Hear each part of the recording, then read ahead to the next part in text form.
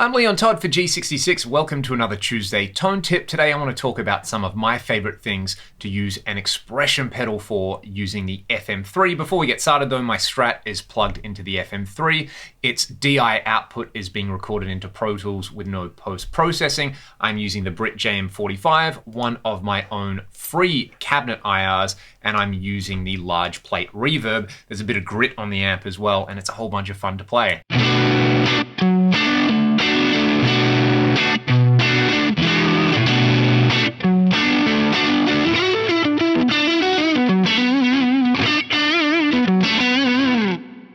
Wonderful. I love the Brit JM45 for those bluesy tones. So let's get started with some basics, and I want to talk about the connections first. So I've got my FM3 sitting on my desk right here, and I have a Fractal EV1 expression pedal connected to it. Now I'm taking a TRS cable from the expression out of the EV1, and I'm plugging that into pedal jack number 1 on the FM3. If you're using an external MIDI controller or you're using a Fractal FC pedal, you can connect it to one of those slots. We'll talk about how to assign that in a second. But first, let's get started with everybody's favorite expression effect, wah. I've put a wah block right at the start of the grid here. And if I just engage it, it's just gonna act as a fixed wah.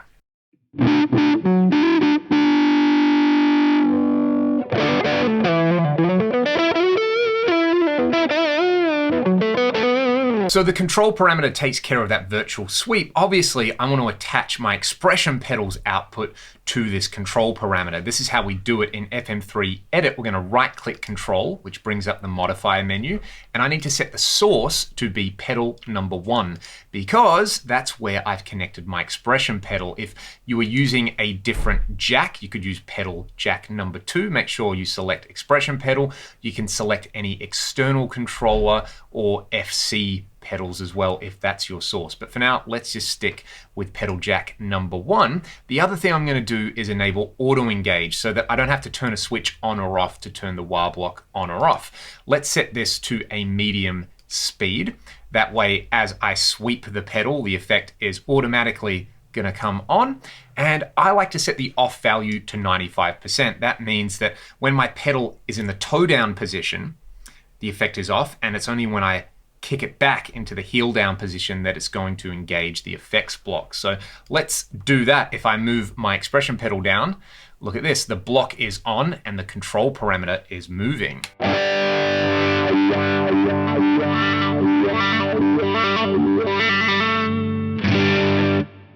Sweeping it all the way forward disengages the effect, which is exactly what I want. So that's how you can assign a wah. We all know what a wah pedal sounds like and does. I don't feel like I really need to demonstrate that in too much depth. Another option would be a volume block, which I've got over here. Now, I want to show you a really cool trick to set up a wah and a volume in the same preset. Let's go back to that wah assignment and hit right click and see this little channel parameter right here. I'm going to set that to channel A.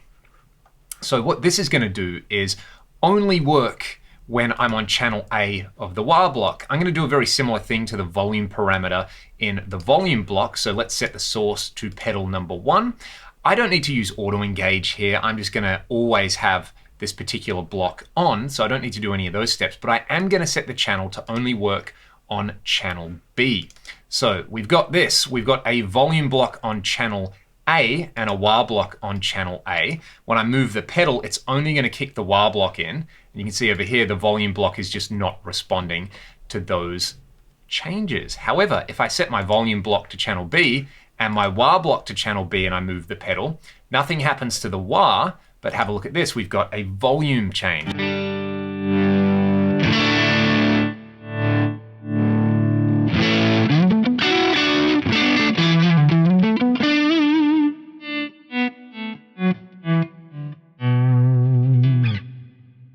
And I can save this on a scene by scene basis. If you haven't watched my video about scenes and how they save not only the bypass state of a block, but the channel state of a block, check that one out. So that's how I would use a wah and a volume together. However, I'm going to remove these two blocks for now because I want to show you a few other applications of using an expression pedal.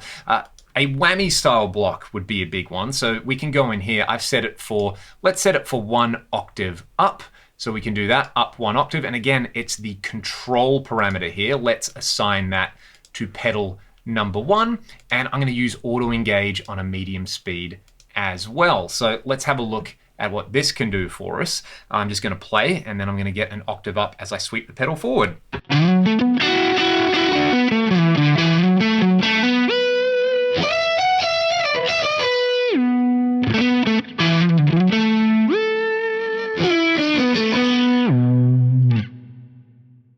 Pretty fun stuff. I don't normally use the whammy much, but I would also recommend checking out the advanced whammy because you can use the tracking mode on poly mode with this, and you can basically kind of bend power chords and other chords and polyphonic sources. It's a whole bunch of fun. So that is the whammy. Let's shunt that one over because I'm a huge Robin Trower fan and I love his Univibe sound, the old Univibe style thing where you had the expression pedal. So let's take the FAS vibe, which is in the phaser block, and let's assign pedal number 1 to the expression rate, or I should say the rate of the vibe. Now, one other thing with these modify commands is we can set the minimum and the maximum value. Let's say I don't want to go any lower than 0.5 hertz, so I can set that there, and the maximum I want to be around 4 hertz. Let's engage this effect, and I'm going to sweep the pedal forward and backwards and kind of dial in my sweet spot Univibe rate.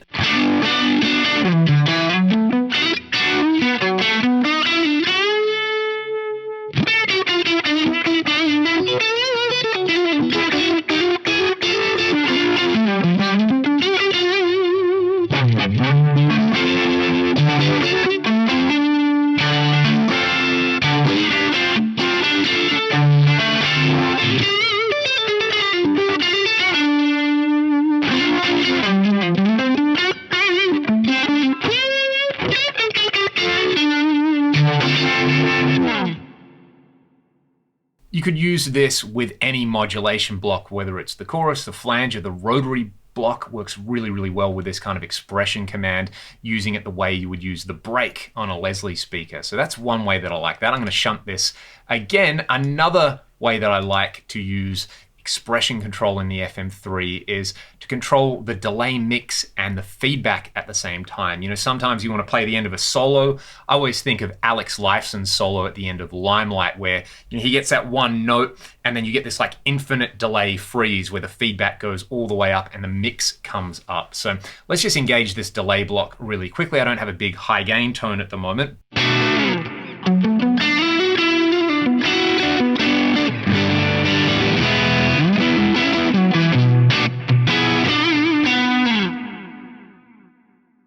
Really sweet delay coming from the stereo BBD type. So let's do this. We can right click the mix and set its source to pedal number 1. I'll set the minimum around 10% and the maximum somewhere around 50%. You know, you don't have to be too precise with this stuff, just use your ears. And let's do a similar thing with the feedback. I'll set the source as pedal number 1. The minimum I want around that 30% mark where I had it, and the maximum, let's turn it all the way up. Okay, if I put my pedal down, you can see I've got a lower mix and less feedback, and then when I push it up, I'm basically going to have infinite feedback and a much higher delay level.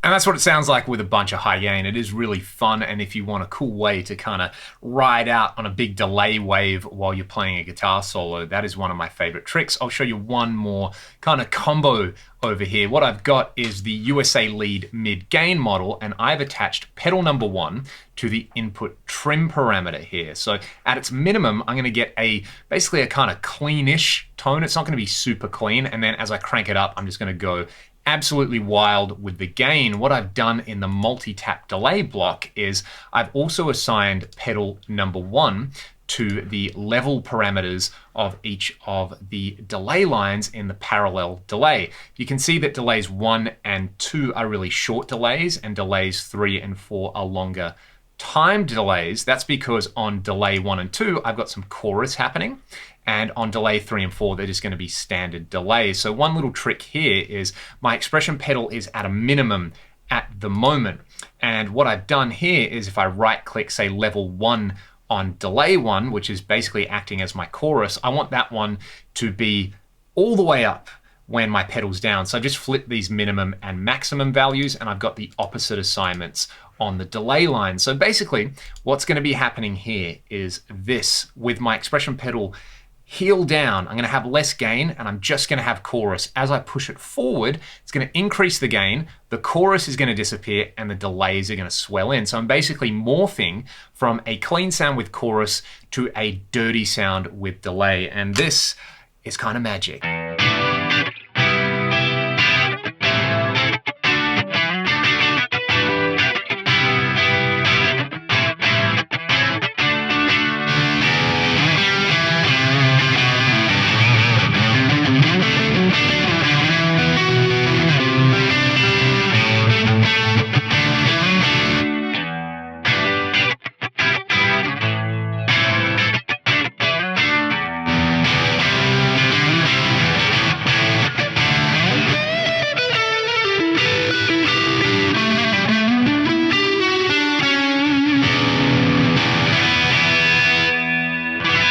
I'll put that particular preset up on Exchange if you want to try it out. If you have any questions or comments, let me know in the comment section below. Until next time, stay excellent and be good to one another. I'll be back for another Tuesday tone tip next week. Cheers.